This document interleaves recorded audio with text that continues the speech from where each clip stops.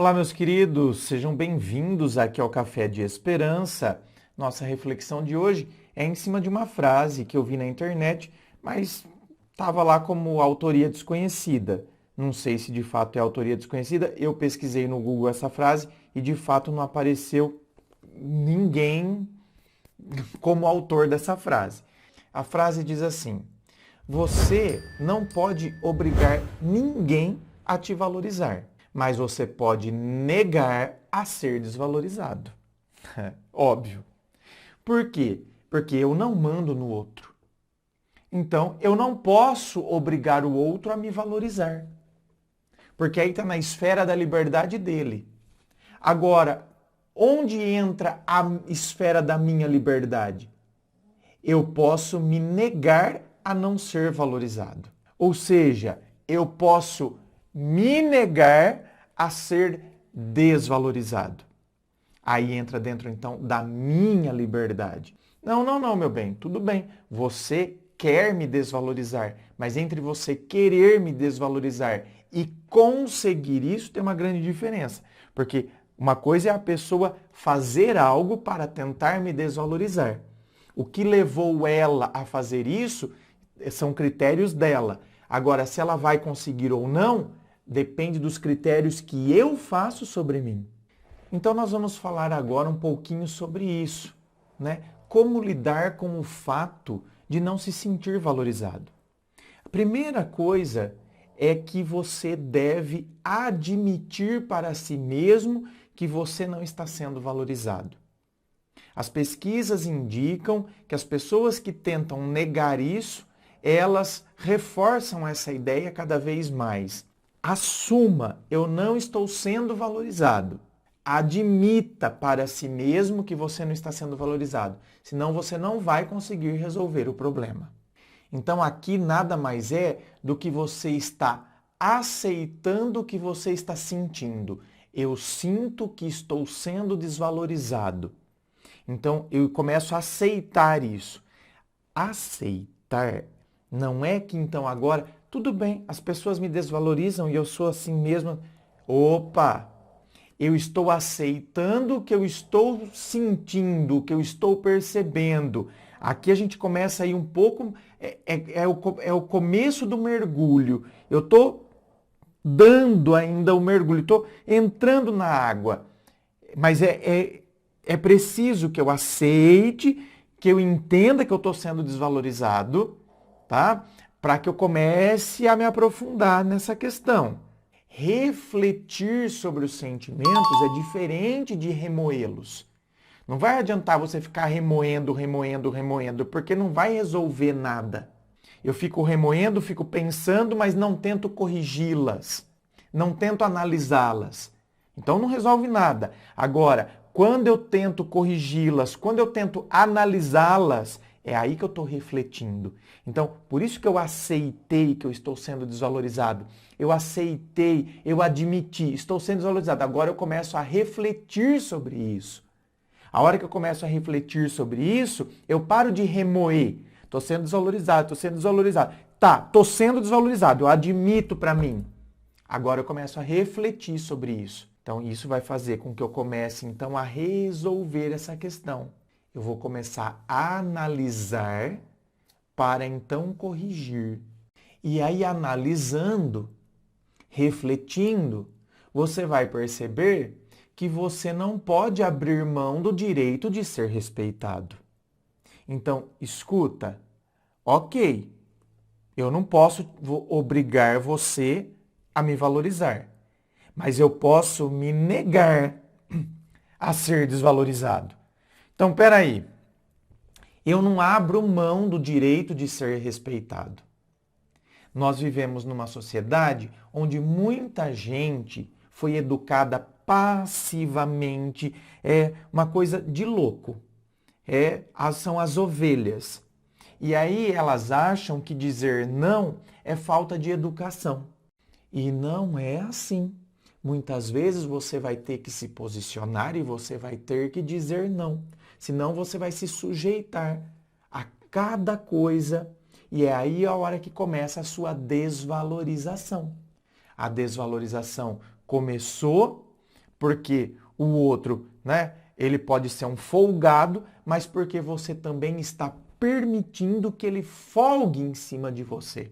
Porque você não consegue dizer não. Então ele é um folgado? Ele é um folgado, ele é escroto, ele é egoísta, mas você permitiu que ele jogasse a folga dele, a escrotice dele sobre você. E aí o processo de reflexão tem que continuar. Você tem que refletir por que você se sente assim. Por que eu me sinto desvalorizado? Aí você vai fazer uma lista com comportamentos que as pessoas têm. Principalmente as pessoas que estão ao seu redor e principalmente essas pessoas que você acredita que estão te desvalorizando. Quais são os comportamentos? Liste os comportamentos que estas pessoas têm. Eu garanto que quando você estiver listando, você vai encontrar aspectos no comportamento dessas pessoas que você gostaria que elas mudassem. E talvez, fazendo essa análise, essa reflexão também do porquê que você se sente assim desvalorizado, talvez você comece a encontrar também em você aspectos que você considera que você também deva mudar. E eu posso te garantir que talvez um dos aspectos é na maneira da comunicação, que você talvez vá chegar à conclusão que você se sente desvalorizado porque as pessoas te tratam desse jeito, mas que você também não se coloca.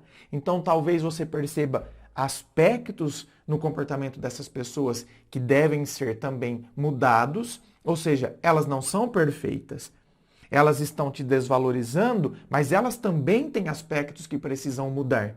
E você vai perceber também em você aspectos que você considera que deveriam ser mudados e a comunicação, como você se comunica com essas pessoas. Outra coisa, importante a gente fazer uma ressalva aqui também. Cuidado, porque às vezes tem gente que tenta ler os pensamentos dos outros, tirar conclusões. Eu acho, porque a pessoa fez, então eu acho que ela não me valorizou, eu acho que ela não... Então, presta atenção. Talvez você seja aquela pessoa que é adepta da teoria da conspiração. Todo mundo conspira contra você, e você não dialogou com a pessoa. Vou te dar um exemplo claro aqui. Vamos imaginar que você tem o hábito de dar carona para uma pessoa do seu serviço. Então vou colocar eu aqui. Eu, André, dou carona para a Márcia, certo? Todos os dias não. Vez ou outra, habitualmente, costumeiramente, eu dou carona para a Márcia quando a gente sai do serviço. E aí chegou um dia que meu carro estava na oficina e eu não fui de carro para a empresa. E aí o que acontece? A Márcia nesse dia estava de carro, porque não é todo dia que eu dou carona para a Márcia, né? Então, naquele dia que meu carro ficou na oficina, a Márcia estava com o carro lá. E a Márcia pegou e saiu e não me ofereceu carona. E aí eu me acho totalmente desvalorizado, porque eu sempre fiz, porque eu dou carona sempre para a Márcia, e a Márcia pegou, saiu da empresa e foi embora, não podia ter me oferecido carona. Então, eu já crio toda a teoria, me sinto totalmente desvalorizado, quando talvez a Márcia tenha saído da empresa e tenha corrido no hospital, que é o horário de visita, e o horário de visita vai se encerrar. Ou talvez a Márcia tenha ido para um happy hour, que seja. Mas ela combinou naquele dia de ir para um happy hour com as amigas dela de uma outra empresa, que era onde ela trabalhava, que é o lado oposto de onde eu costumo ir. Então ela saiu da empresa, montou no carro e foi. E outra, eu também não falei para a Márcia, Márcia, meu carro está na oficina, posso ir com você hoje? Eu não falei, porque tem isso, né? A pessoa tira todas as conclusões, só que eu, André, não pedi carona para a Márcia. Então, vamos fazer essa ressalva aqui também, porque tem gente que sempre é desvalorizado, que sempre. Só que, na verdade, a pessoa está tirando sempre as conclusões a partir dos pensamentos dela, ela acha coisas. É a famosa história da vitimização. Pessoas que se vitimizam vão estar sempre assim.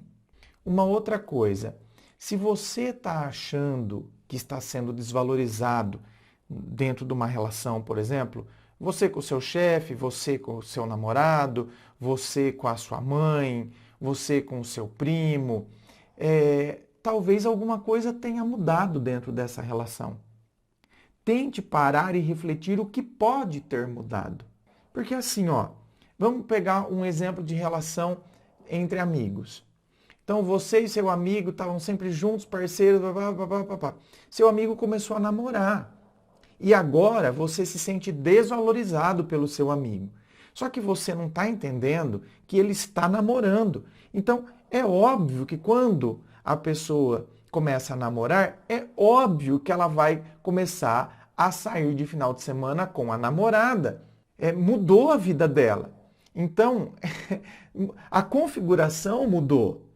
Então, lógico que ele não vai deixar de ser seu amigo, mas vocês não vão ter mais aquela proximidade como tinham todo final de semana. Ele estava solteiro, você estava solteiro. Então vocês saíam, né, sábado à tarde, depois só ia para casa tomar banho, saía no sábado à noite, passava a noite inteira na gandaia. E, se duvidar, no domingo à tarde, no final da tarde, ainda se reuniam para bater papo e dar risada. Então, cara, agora é óbvio que a configuração da vida do seu amigo mudou e isso não significa que ele não te valorize.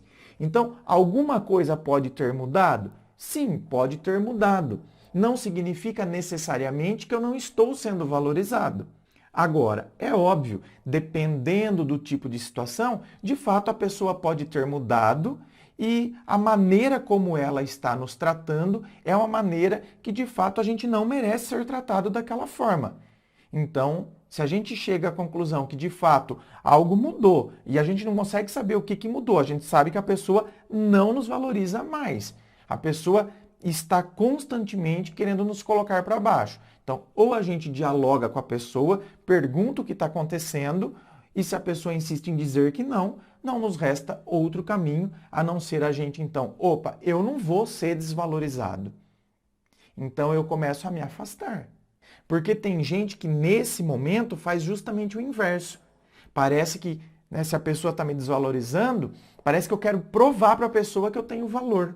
Portanto, meus queridos, eu acho que pensarmos sobre isso, refletirmos sobre isso, num mundo hoje onde as pessoas têm muita dificuldade de se posicionar e de dizer não, é de fundamental importância.